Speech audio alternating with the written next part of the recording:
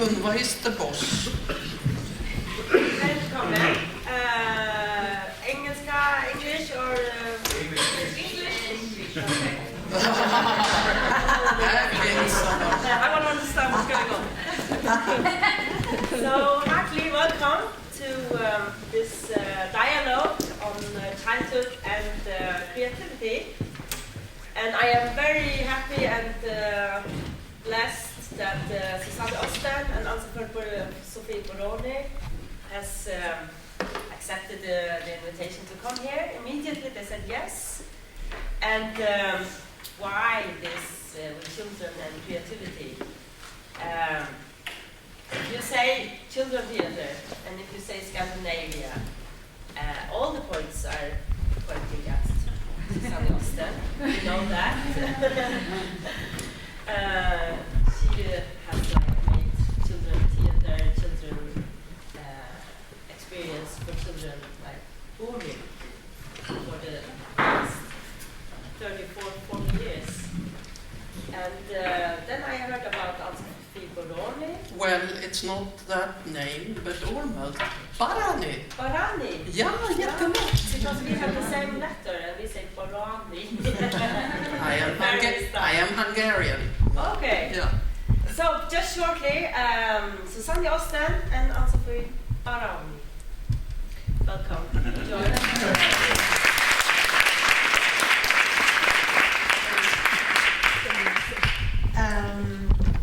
I'm a director and a writer and co-writer. I collaborate with a lot of people. With Ann-Sophie, I've done 10 collaborations. We will speak about collaboration in theatre also. I'm a film director. I will show small excerpts from my latest film, which was banned in Sweden, censored, and it's a court process. It's done for families and children, and those of you who have time can see it 3 o'clock after performance if you want to, because I have it subtitled.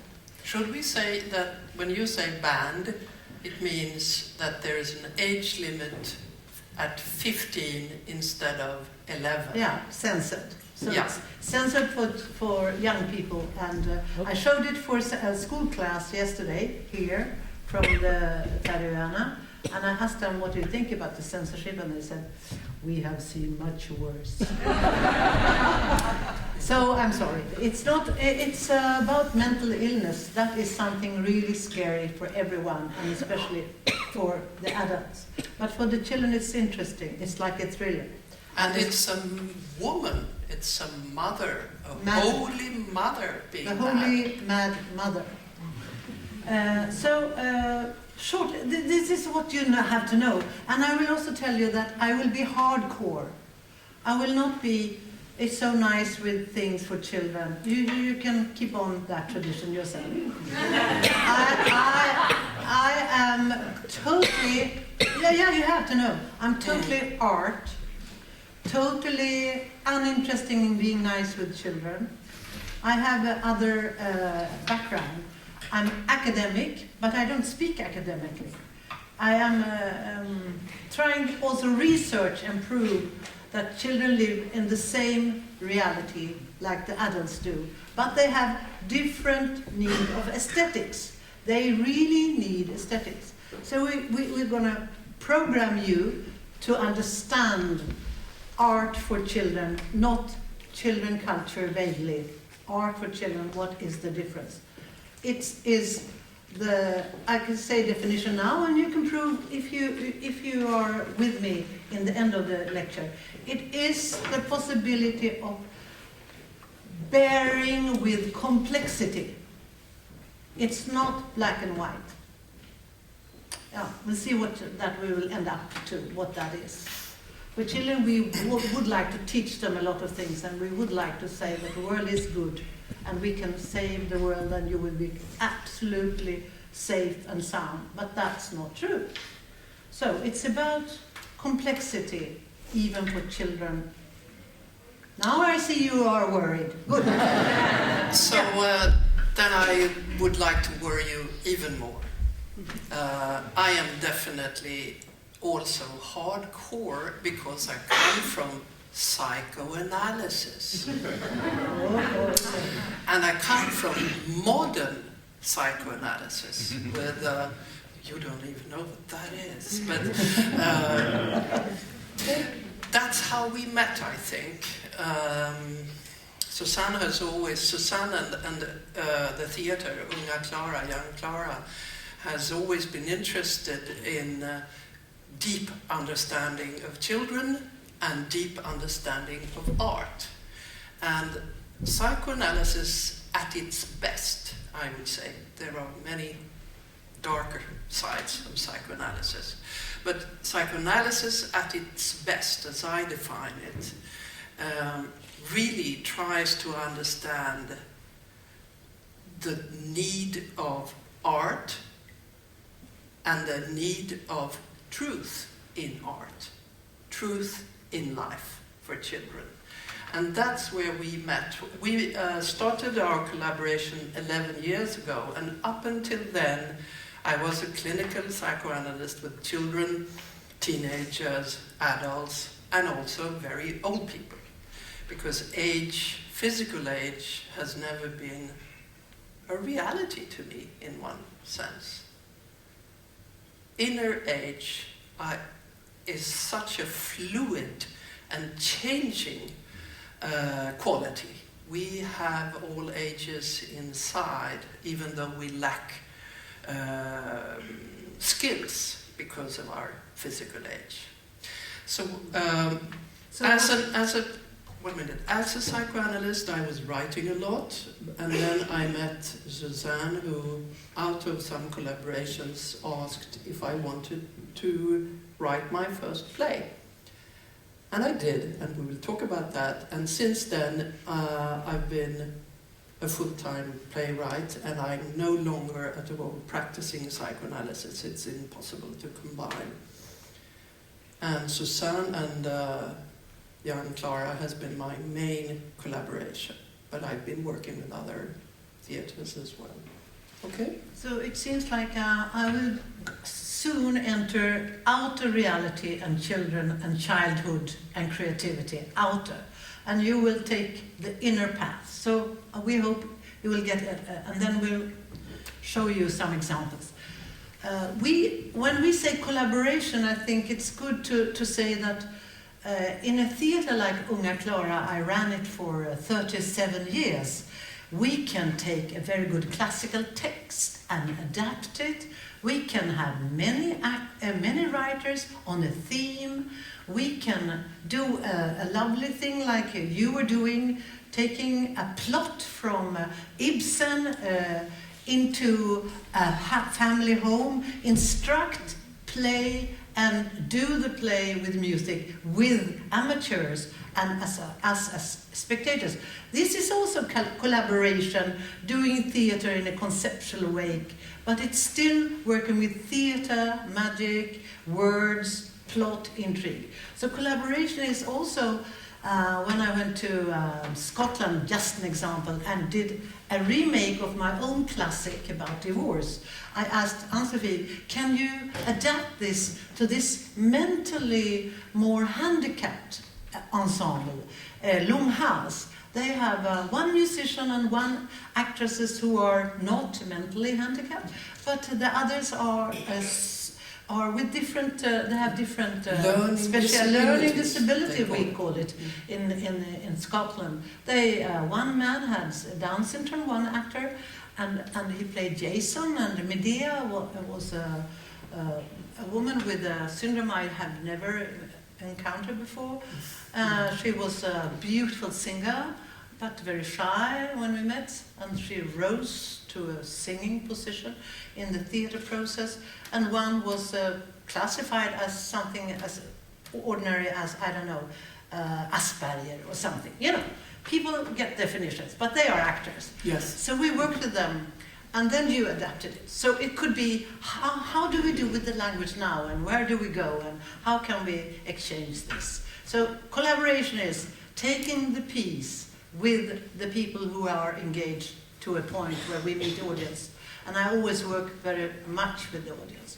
So we wanted to clarify. So we dialogue a lot, but we also did a process work, writing work with some of you in the audience yesterday, where people were writing, but they were doing things and then they were writing, doing things and writing, doing things and writing.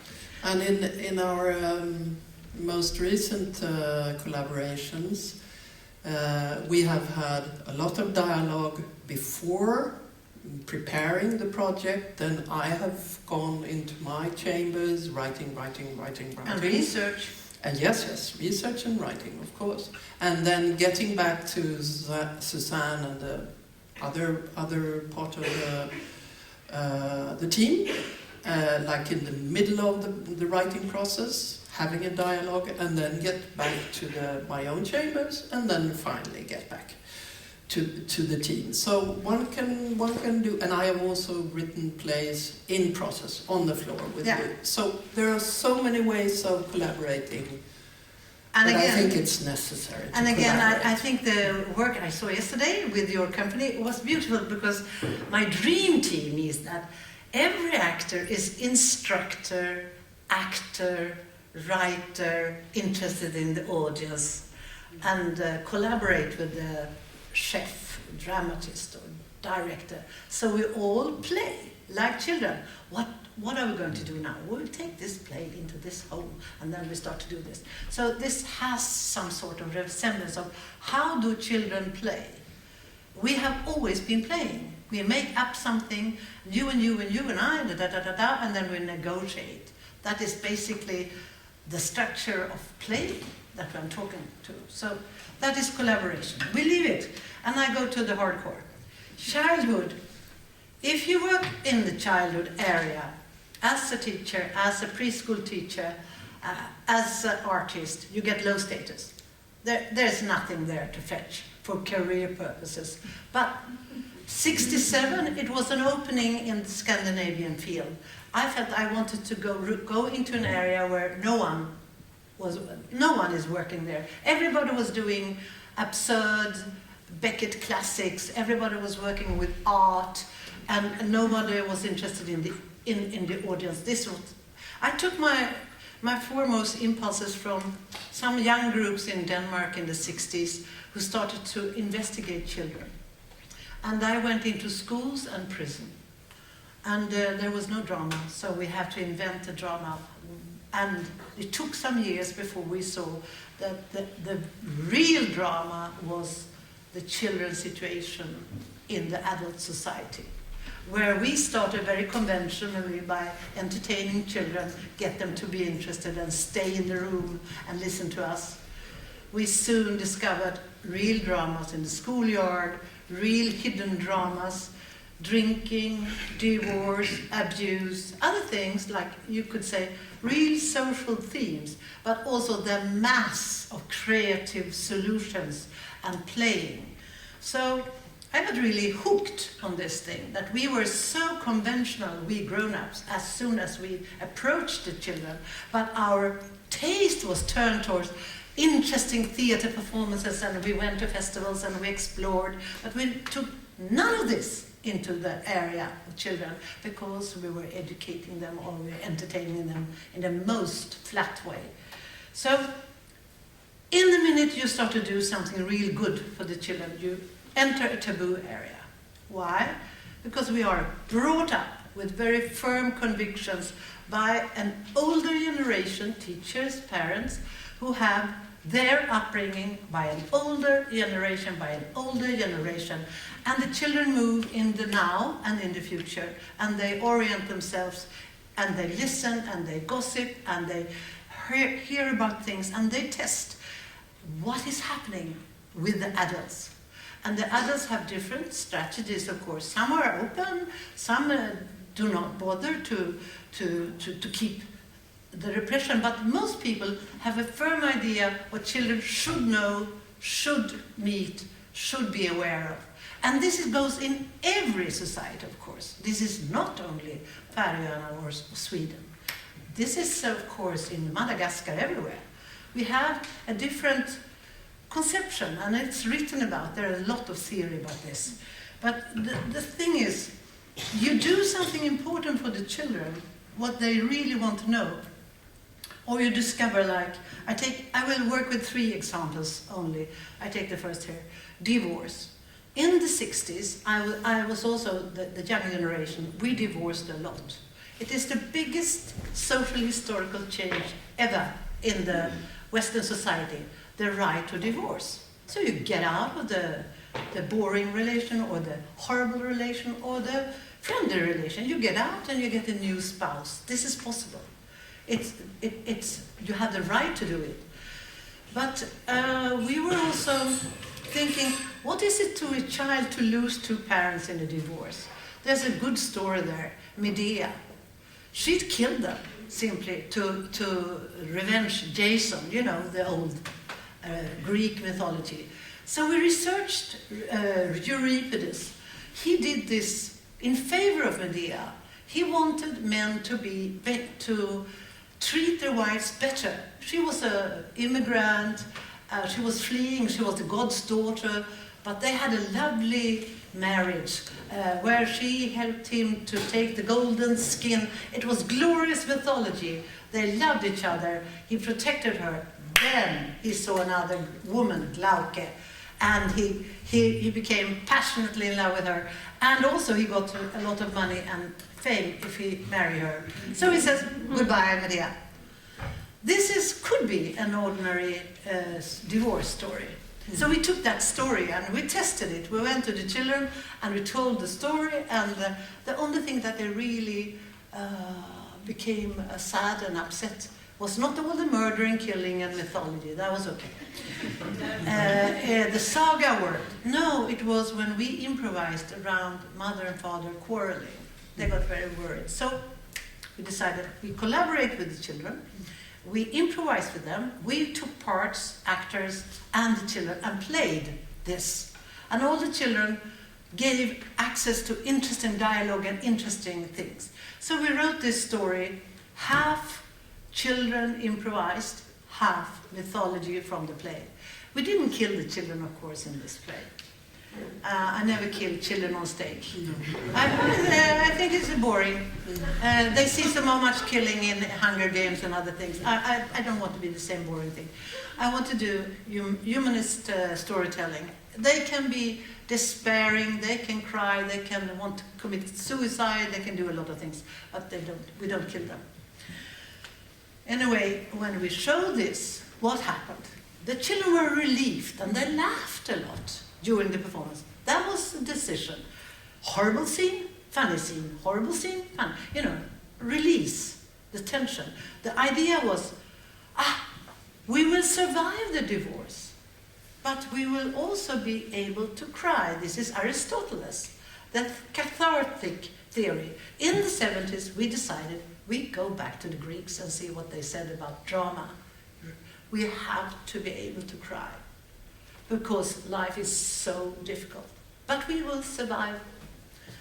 So we did this and we were happy, and we tape recorded everything, and we interviewed all the children, and we were out there looking at the reaction. What happened? The parents and the adults started to cry. It worked on them also. But their conclusion was, stop the play. Don't show it to children. So there I really got hooked on this. Aha! Here we have something that if you criticize the adult world of being incomplete, or just human, or just stupid, they will say, stop the play for children. Can I comment? Yes, comment. Instead of, I'm just thinking, instead of using the word criticizing the adult world, I think a very good drama is even much worse than criticism, because a very good drama gets so deep into the pain of us adults. I am very much better at handling criticism, but when I saw Medea's children for the first time, I cried. No, cried is not the right word. I was devastated. Absolutely. Just a comment Yeah, on the I think you're right. I made on the the list. power of drama. I made a list what we could see in the adult audience and what you're up to when you do something really important to children. You have to treat this as a part of the analysis. What do we do with the grown-ups? They get guilt feelings, they get anxiety, they feel they lack control over the children. They speculate if this is damaging the children. This is just one of the things. And we, adult world, is obsessed by age control. You know, it's good for 3, up to 5, 5 to 6, 6 to 7. But in each age group, there's a huge difference. And there's class differences. And there are cultural differences. So you cannot say that in one school class of 7 years, you have the same age. But, okay, it's rough. It's okay. You could also say, well, it's just a start. So it's age control, and then security. Today, I think people are afraid of terrorism and immigration, and we have a very, very high tone in political debate, which is very aggressive right now. And this is not good for the looking, sensitive art forms, because they are ambiguous or complex, and maybe not black and white. So, control. I have heroes in this field, and I'm a well-read person. I can name a few for you to see how I have been looking for support. I always work with allies. Ann-Sophie is one, but before that, it's also some dead heroes like Donald Winnicott, who was a clinician and analyst and wrote about small children, and he had patients but he has written wonderfully about the small child. He's quite Freudian, but has also written about creativity and children. Another hero is the now dead Horsak. He was the doctor who went into Auschwitz with all his adopted children. He had a huge influx on the United Nations Convention. He inspired the rights of children. He thought love is the greatest educator, and he also gave access to a lot of freedom and responsibility to the children, how they should take care of a lot of questions. You must read Korsak. It's really interesting. It's 30s in Poland, he's born. And Winnicott, he died rather late in the 70s. And then we have a mutual hero. Can I come in and... Françoise Dolto. Yeah, but may I connect... you're writing now? Yeah. There are also pen and pencils up here if you like. Let me get back a little bit, Suzanne, to... You go inner? I go inner. I go inner, definitely. Suzanne was talking about taboo that she has met as a theater guru nowadays, but 40 years ago she was not a guru, she was just a stubborn young woman. Now she's just stubborn. So, sorry. No. That's right. That's right. That's right. A taboo from my original profession as a psychoanalyst, that one I think offers meat when sometimes talking to oneself as a psychoanalyst, but also to other people, is the fact, I would say, that children, very, very small, very young children, are interested, obsessed in a way, by the truth. How can very small children have a concept of truth? Are questions that one is put up against as a psychoanalyst from the other side, the non-psychoanalytic world. And from the child, I mean, one spends a lot of time with these children that has completely lost track of themselves and the world, they of course question you even more, and you are so intimate with them. You see them 3, 4, 5 times a week for many years, and I must tell you, these are children that are completely lost. Everything has been tried before coming into psychoanalysis. It's very intense treatment, trying to rescue a life in a way, in a psychic way. These children, they question you immensely. They attack you, and the question is, why am I here? Why am I here? Why am I here? So, of course, I was in a way very used to being attacked and doing things that are questioned.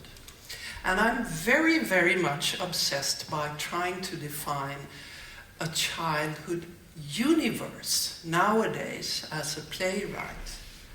What is a child universe? Because in a way it is a different universe when we talk in the inner sense.